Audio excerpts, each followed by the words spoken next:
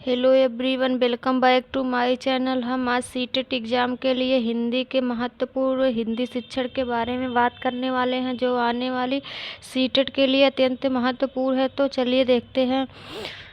एक से अधिक भाषाओं का प्रयोग। ऑप्शन ए है कक्षीय जटिलताओं को बढ़ाता है, शिक्षकों के लिए गहन समस्या है, संज्ञानात्मक विकास में सहायक है, एक भाषा में निपुणता में बाधक है।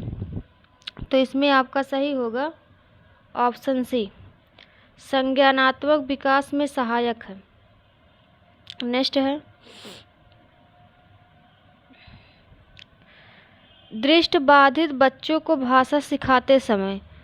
ऑप्शन ए, उन्हें कक्षा में अलग बैठाना चाहिए ताकि उन पर विशेष ध्यान दिया जा सके, उन्हें विभिन्न भाषिक गतिविधियों में शामिल नहीं करना चाहिए, कम पाठ्य वाली पाठ्य पुस्तक का निर्माण किया जाना चाहिए, अधिक से अधिक मौखिक भाषा का प्रयोग किया जाना चाहिए। तो इसमें आपका सही होगा ऑप्शन डी, कम से अधिक मौखिक भाषा का प्रयोग किया जाना चाहिए। नेक्स्ट है प्राथमिक स्तर पर भाषा की पाठ्य पुस्तकों में किस तरह की रचनाओं को स्थान दिया जाना चाहिए। विदेशी साहित्य की रचनाएं, ऐसी रचना जो बच्चों के परिवेश से जुड़ी हो और जिसमें भाषा की अलग अलग छटाएं हों।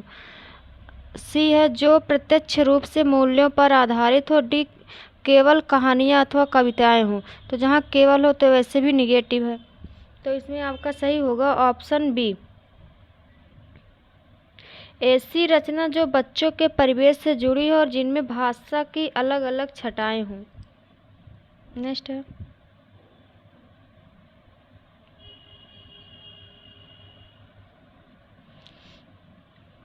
निम्नलिखित में से कौन सा बच्चों को भाषिक क्षमता के आकलन का सबसे उचित तरीका है। ऑप्शन ए, बादल, आसमान, चिड़िया, बच्चे आदि संज्ञा शब्दों का प्रयोग करते हुए कहानी लिखिए, संज्ञा की परिभाषा को पूरा कीजिए, संज्ञा को परिभाषित कीजिए, संज्ञा शब्दों के 2 उदाहरण दीजिए। तो इसमें आपका सही होगा ऑप्शन ए, बादल, आसमान, चिड़िया, बच्चों आदि संज्ञा शब्दों का प्रयोग करते हुए कहानी लिखो। नेक्स्ट है बच्चों की माँ की तबीयत का विकास। एक सेकंड रुकिए, इस क्वेश्चन गलत लग रहा है।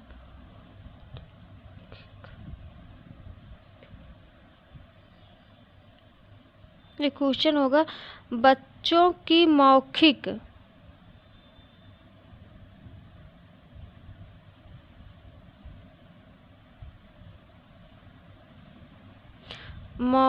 अभिव्यक्ति का विकास करने के लिए कम प्रभावी तरीका कौन सा है। ऑप्शन ए, व्याकरण आधारित संरचना अभ्यास, बी है अपने अनुभव का वर्णन, सी है बातचीत करना, डी है संवाद अदायगी।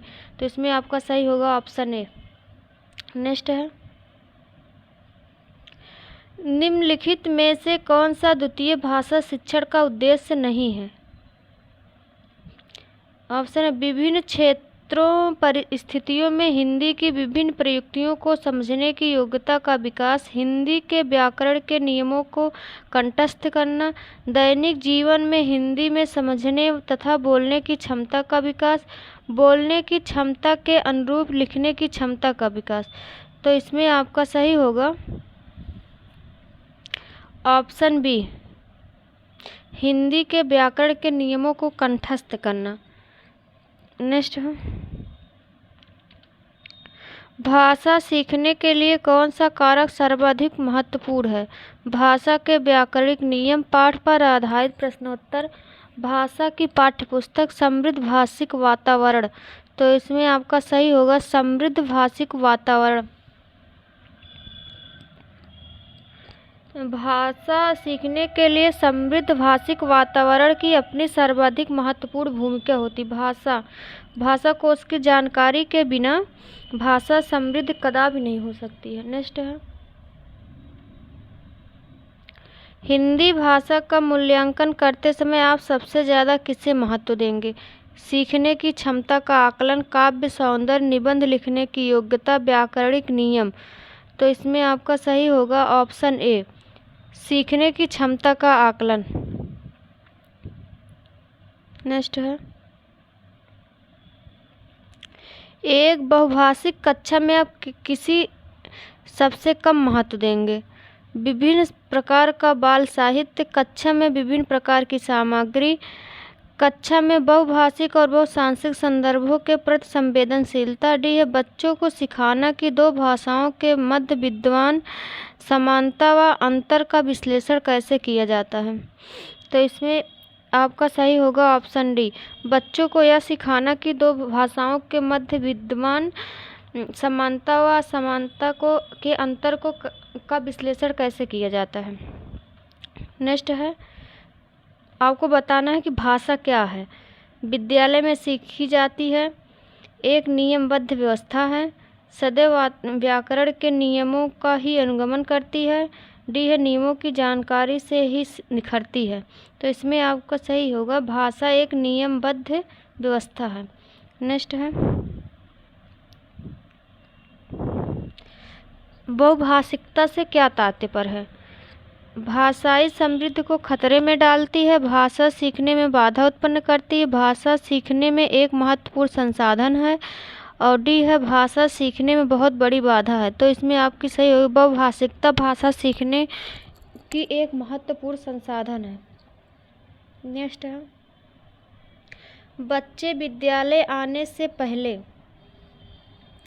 अपनी भाषा की नियमबद्ध व्यवस्था के व्यवहारिक कुशलता के साथ आते हैं, कोरी स्लेट होते हैं, भाषा का समुचित उपयोग करने में समर्थ नहीं होते हैं, भाषा के चारों कौशलों पर पूर्ण अधिकार रखते हैं। तो इसमें आपका सही होगा, अपनी भाषा की नियमबद्ध व्यवस्था के व्यवहारिक कुशलता के साथ आते हैं।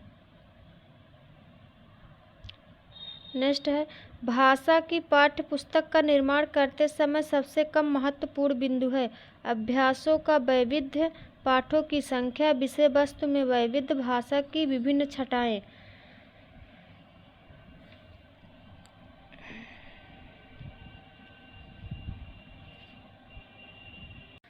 इसमें आपका सही होगा ऑप्शन बी,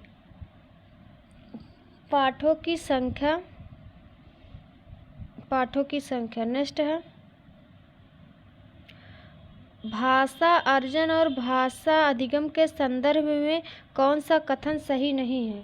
भाषा अर्जन में विभिन्न संकल्पनाएं मातृभाषा में बनती हैं, भाषा अर्जन प्रयासपूर्ण होता है,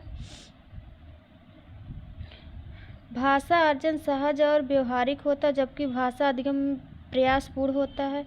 सांस्कृतिक विभिन्नता भाषा अर्जन तथा भाषा अधिगम को प्रभावित करने वाला महत्वपूर्ण कारक है। तो इसमें आपका सही होगा ऑप्शन बी, भाषा अर्जन प्रयासपूर्ण होता है। ये गलत है।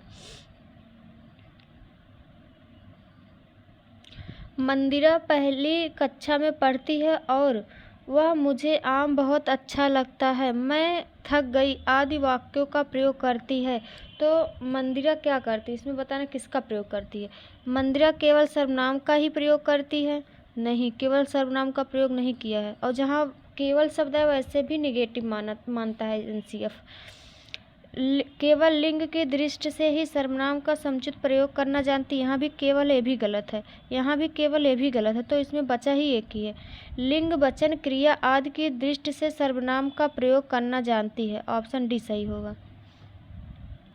तो ये आज के 15 महत्वपूर्ण क्वेश्चन थे। अगर आप लोग को ये वीडियो अच्छी लगे तो चैनल को सब्सक्राइब, वीडियो को लाइक करना ना भूलें। हम ऐसे ही डेली 15-15 क्वेश्चन हिंदी शिक्षण के करने वाले हैं।